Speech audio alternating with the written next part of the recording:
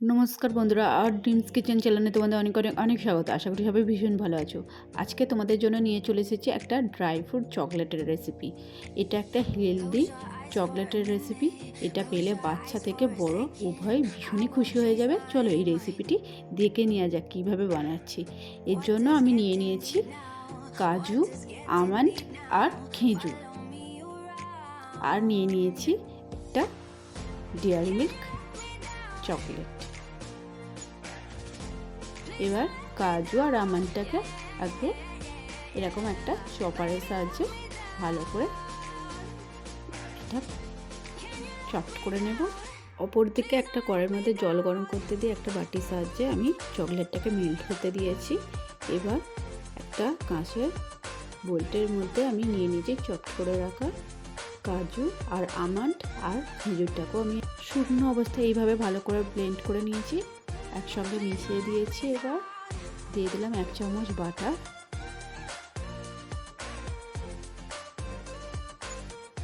আর দিয়ে দেবো মধু কিছুটা পরিমাণে। ভালো করে এটাকে মিক্স করে নিতে হবে। অনেক বাচ্চারাই ড্রাই ফ্রুটস পছন্দ করে না, এইভাবে বানিয়ে দিলে বাচ্চারা খুব খুশি হয়ে মজা করে এই ড্রাই ফ্রুট চকলেট বলগুলো খেয়ে নেবে। দেখো আমি এইভাবে বল বল আকারে গড়ে নিয়েছি, বাকিগুলো আমি এইভাবে বল বল আকারে গড়ে নেব।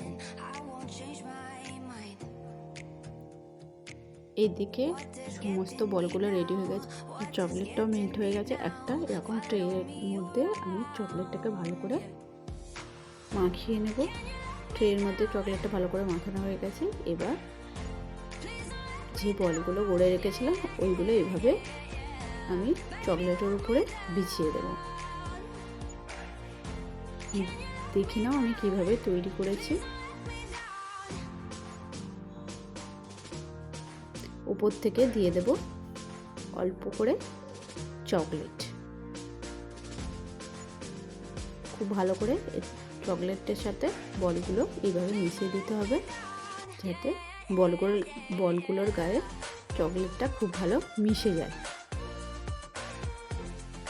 হাত দিয়ে খুব ভালো করে এইভাবে মাখিয়ে নিতে হবে বলগুলোর গায়ে চকলেটটাকে।